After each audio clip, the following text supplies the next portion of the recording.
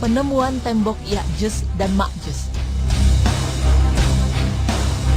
Pemirsa beriman, sebelumnya pernah dijelaskan dalam berita Islami mengenai wujud asli Ya'juj dan Ma'juj. Seperti yang kita tahu, bahwa keluarnya Ya'juj dan Ma'juj ini disebutkan dalam Al-Quran sebagai pertanda datangnya kiamat. Sebagaimana firman Allah yang artinya, hingga apabila dibukakan tembok Ya'juj dan Ma'juj, dan mereka turun dengan cepat dari seluruh tempat yang tinggi, dan telah janji yang benar atau hari berbangkit, maka tiba-tiba terbelalaklah mata orang-orang yang kafir. Mereka berkata, aduhai, celakalah kami, sesungguhnya kami adalah dalam kelalaian tentang ini, bahkan kami adalah orang-orang yang zalim. Quran Surah Al-Anbiya ayat 96 hingga 97. Menurut pendapat para ulama, Ya'juj dan Ma'juj adalah golongan manusia seperti kita, namun mereka memiliki ciri yang sangat khas, yaitu sifat perusaknya.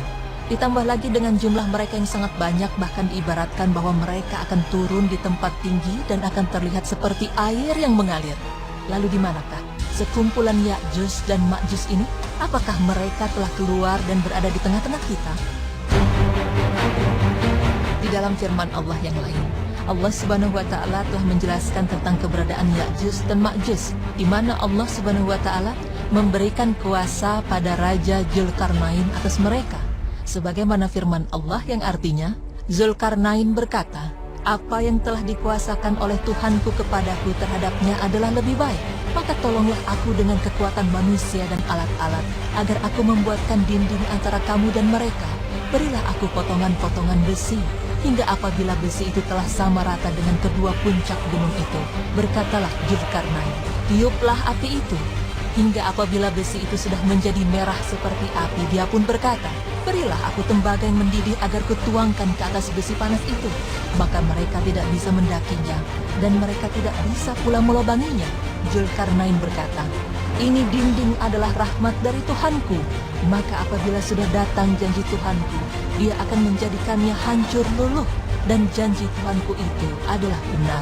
Quran Surah Al-Kahfi ayat 95 hingga 98. Lalu di manakah tempat tembok besi tersebut? Pemirsa beriman, banyak orang menyangka bahwa tembok Dzulkarnain yang mengurung Ya'juj dan Ma'juj ini adalah tembok China. Karena banyak juga yang menganggap bahwa Ya'juj dan Ma'juj berasal dari bangsa Mongol Utara. Namun anggapan ini banyak disangkal karena tidak sesuai dengan apa yang dijelaskan dalam surat Al-Kahfi tersebut, di mana Dzulkarnain membuat tembok tersebut dengan bahan biji besi yang dipanaskan dan dicurahkan ke lembah antara dua bukit hingga tidak bisa dipanjat. Sedangkan tembok Cina sendiri terbuat dari batu-batu besar yang disusun dan bukan terbuat dari besi. Namun berkenaan dengan letak tembok besi ini, terdapat sebuah penelitian yang menemukan penemuan terbaru dari tembok yang mengurung Ya'juj dan Ma'juj ini. Abdullah Yusuf Ali dalam tafsir The Holy Quran menulis bahwa di distrik Hisar, Uzbekistan, 240 km di sebelah tenggara Bukhara, terdapat celah sempit di antara gunung-gunung batu.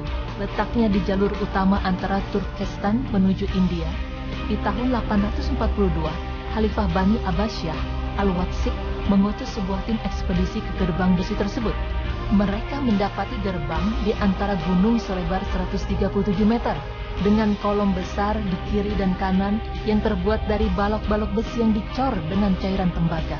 Balok-balok tersebut merupakan tempat bergantung daun pintu raksasa, persis seperti yang dijelaskan pada firman Allah dalam surat Al-Kahfi tersebut.